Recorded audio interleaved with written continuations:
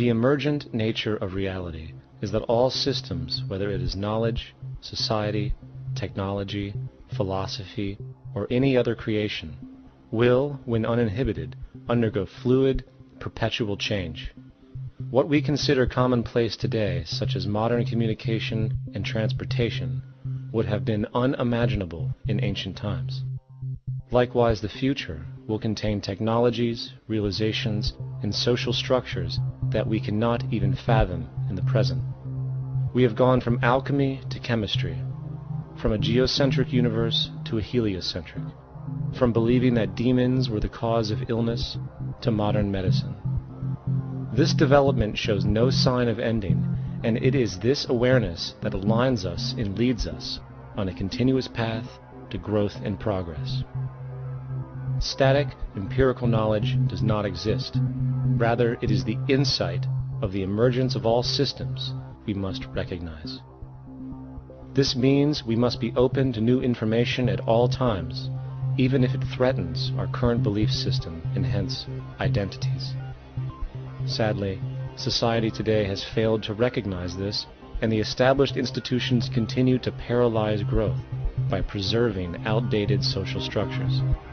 Simultaneously, the population suffers from a fear of change, for their conditioning assumes a static identity, and challenging one's belief system usually results in insult and apprehension, for being wrong is erroneously associated with failure, when, in fact, to be proven wrong should be celebrated, for it is elevating someone to a new level of understanding, furthering awareness.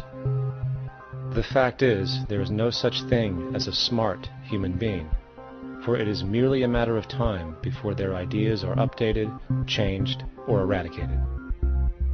And this tendency to blindly hold on to a belief system, sheltering it from new, possibly transforming information, is nothing less than a form of intellectual materialism.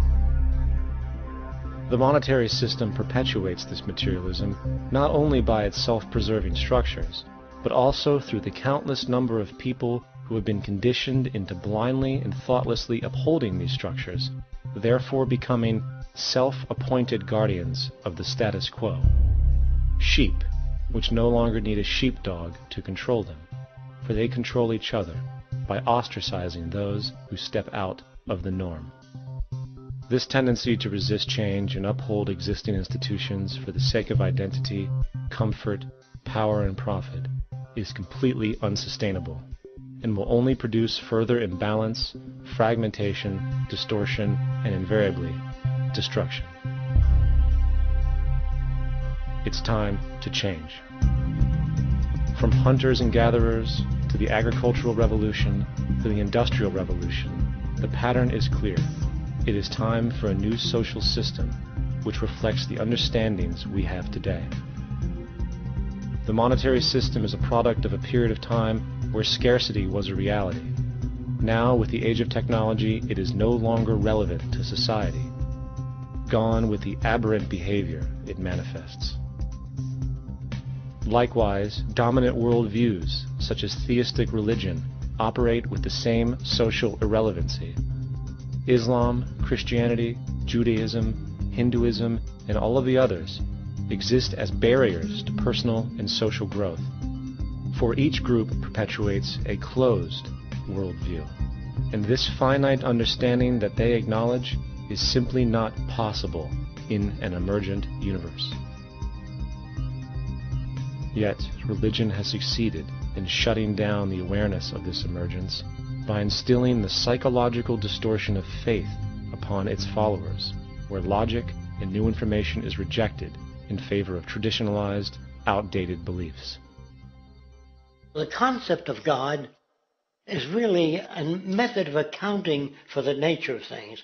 In the early days, people didn't know enough about how things formed, how nature worked, so they invented their own little stories. And they made God in their own image.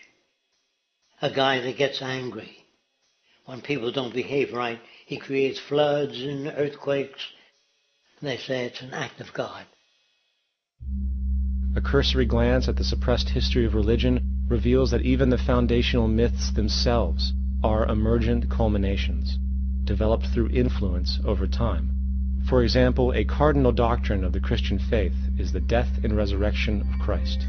This notion is so important that the Bible itself states, "And if Christ be not risen, then is our preaching vain, and your faith is also vain."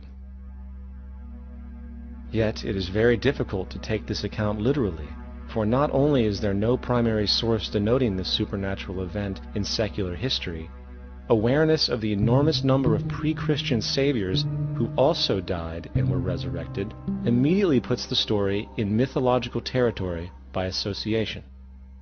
Early church figures such as Tertullian went to great lengths to break these associations, even claiming that the devil caused the similarities to occur, stating in the 2nd century, "The devil, whose business is to pervert the truth, mimics the exact circumstance of the divine sacraments.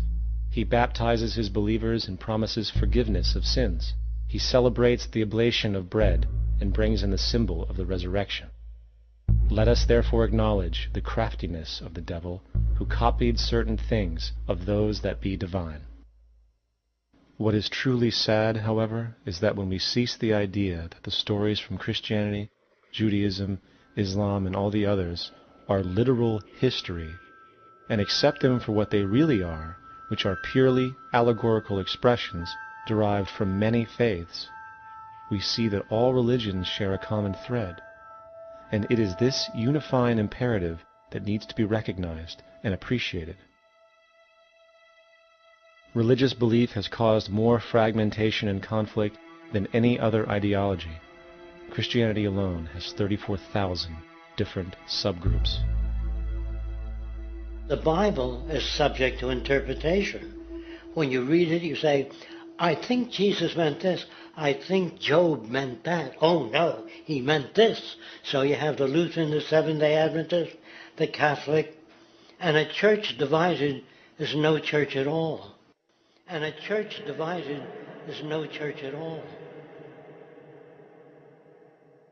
And this point on division, which is a trademark of all theistic religions, brings us to our second failure of awareness, the false assumption of separation through the rejection of the symbiotic relationship of life. Apart from the understanding that all natural systems are emergent, where all notions of reality will be constantly developed, altered, and even eradicated, we must also understand that all systems are, in fact, invented fragments, merely for the sake of conversation. For there is no such thing as independence in nature. The whole of nature is a unified system of interdependent variables, each a cause and a reaction, existing only as a concentrated whole. You don't see the plug connected to the environment, so it looks like we're free, wandering around. Take the oxygen away, we all die immediately. Take plant life away, we die. And without the sun, all the plants die. So we are connected. We really must take into account the totality. This isn't just a human experience on this planet. This is a total experience. And we know we can't survive without plants and animals. We know we can't survive without the 4 elements, And so when are we going to really start taking that into account? That's what it is to be successful. Success depends on how well we relate to everything around us. I'm very aware of the fact that my grandson cannot possibly hope to inherit a sustainable, peaceful, stable, socially just world unless every child today growing up in Ethiopia, in Indonesia, in Bolivia, in Palestine, in Israel also has that same expectation. You got to take care of the whole community or you're going to have serious problems. And now we have to see that the whole world is the community. And we must all take care of each other that way. And it's not just a community of human beings. It's a community of plants and animals and elements. And we really need to understand that. That's what's going to bring us joy, too, and pleasure. That's what's missing in our lives right now. We can call it spirituality, but the fact of the matter is joy comes from that bliss of connectedness. That's our God spirit. That's that side of ourselves that really feels it. And you can feel it deep inside you. It's this amazing, wonderful feeling. And you know it when you get it. You don't get it from money.